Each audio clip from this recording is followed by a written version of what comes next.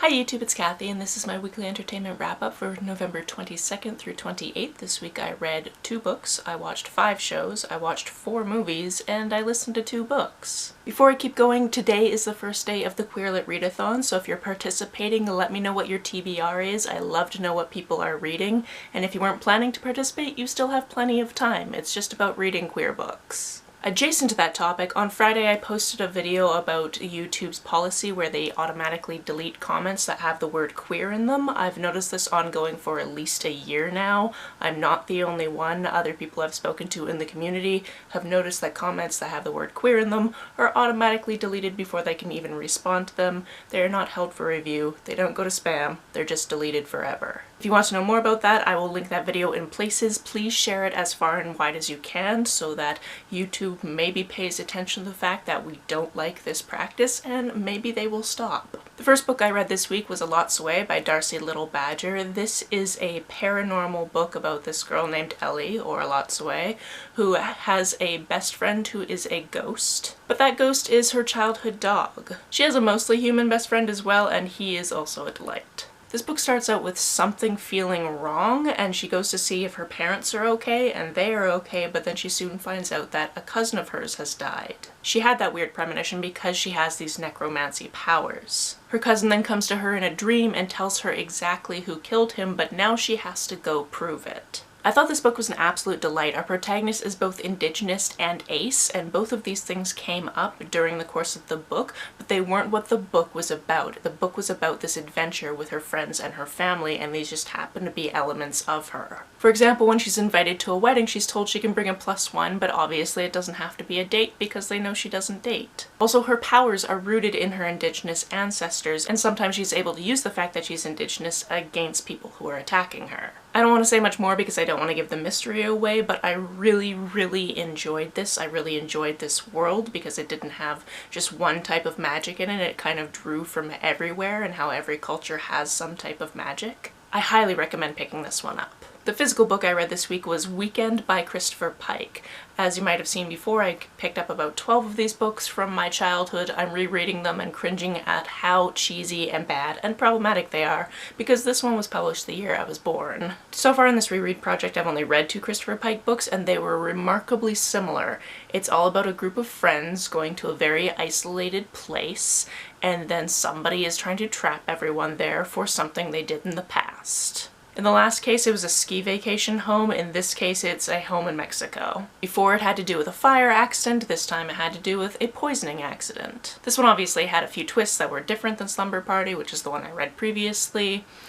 But it still had some of the same problematic elements, like a lot of fat phobia, a lot of girl-on-girl hate, all of those types of things. This is one of those things where I'm enjoying rereading the books, even though the books themselves aren't super enjoyable at times. This week we watched a bunch more of The Magicians. We finished the 3rd season and we're into the 4th season, which means that we're almost done what's available. I have no idea if this is just the end or if it's the end because that's all that's on Prime. I have no idea, but I'm really enjoying this show. I'm enjoying it way more than I enjoyed the book, and I think that's because the people that are writing the show are not Lev Grossman, who writes some very problematic female things. I'm also really enjoying how it points out that this is not something that has a single protagonist. This really is an ensemble cast. They all have their own arcs, they all have their own adventures, they all have their own personalities.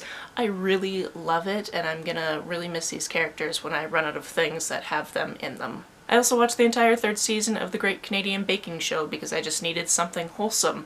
One of the contestants is actually from my hometown, and I was like, that is cool and weird, especially because I always notice the contestants with the awesome hair first, and I was like, hey, the most awesome hair person from my hometown.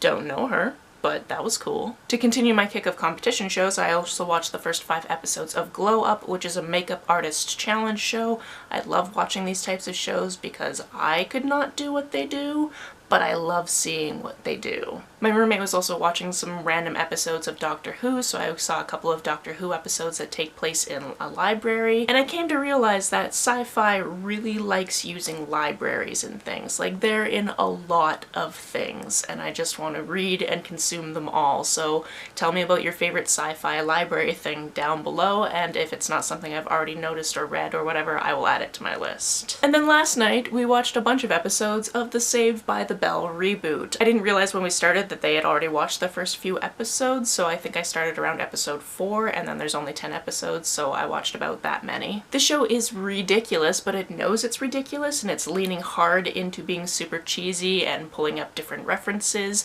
and it's fun to watch it with my friend Justin because he has watched the original so many times that when they say something that is incorrect or references the old show, he will point it out, which is hilarious to me. However, we are unanimous in hating the new theme song. There was one episode where they used the old theme song because it was like an alumni, all of the old cast come back together type of episode, and we were like, oh, maybe they just changed the theme because they realized everybody hated it, but no, it was just for that one episode, and our ears had to bleed every time we listened to the beginning of another episode. It was not a good thing. It was just wrong, and we didn't like it. This is cheesy, ridiculous fun, and I liked it for that. On to the movies, the first one being something I literally haven't watched since I was a very small child, and that's Anastasia. Apparently my roommate rewatches it at least once a year, so we did that. Also, there's a phrase that I've used throughout my life, which is "that's going to end in tears," which is literally something Bartok the Bat says in this, and I'm wondering if that's where I got it from, and I've been saying it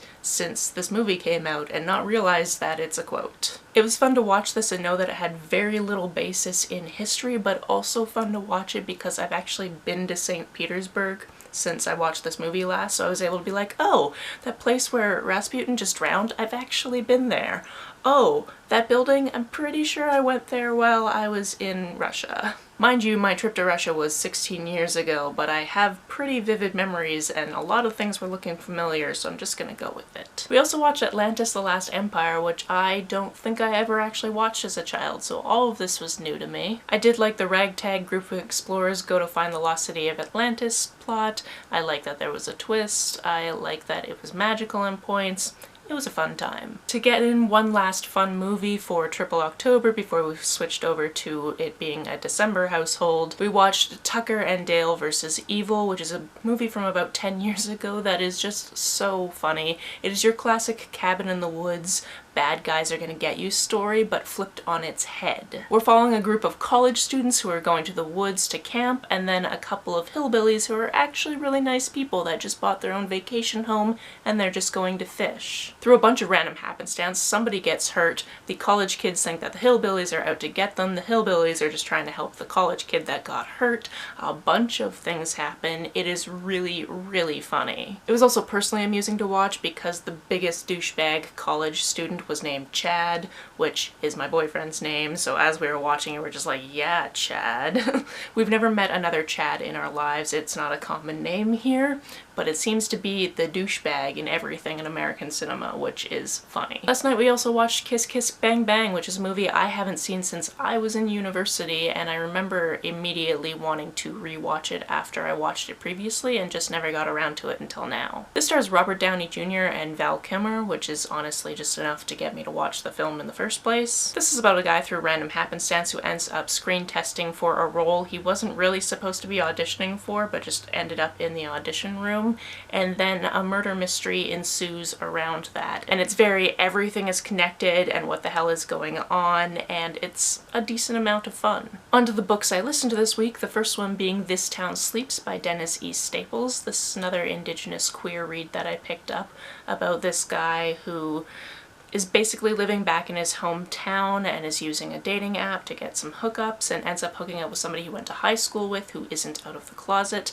And then we see a bunch of different characters who are related to these characters and how they all kind of intermingle. And then we're also faced with the history of a murder that happened when our protagonist was young. This one had a lot of moving pieces, so occasionally I would have to be like, wait, which character am I following right now and how did they connect? I almost always want to make like a character map when I'm reading something like this. And I read the majority of this last week, but just happened to finish it last Sunday, so it's not the freshest in my mind, but I remember being intrigued by all of the different elements and how they ended up coming together. The other audiobook I listened to this week was Mexican Gothic by Silvia Moreno-Garcis. This one takes place in the 1950s in Mexico, and it's about this woman who has to go to this house to visit her cousin because her cousin sent this really weird letter about something happening there that wasn't good, and her father's like, can you just go check on your cousin for me, make sure everything's okay, because her cousin not too long ago married this guy, moved to the middle of nowhere. They just want to make sure she's fine. Of course, when Noemi, our protagonist, gets there,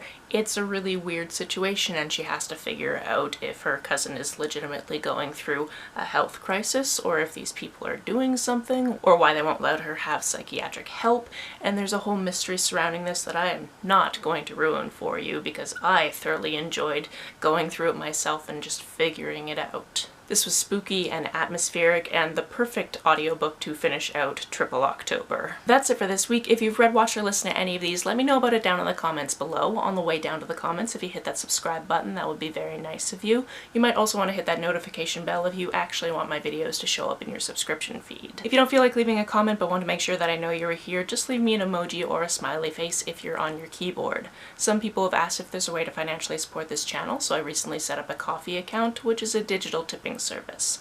The link for that is down below, as well as the link to my PayPal and my Amazon wishlist in case you would like to buy me a book. You can like and share this as you see fit, and I will see you very soon. Bye!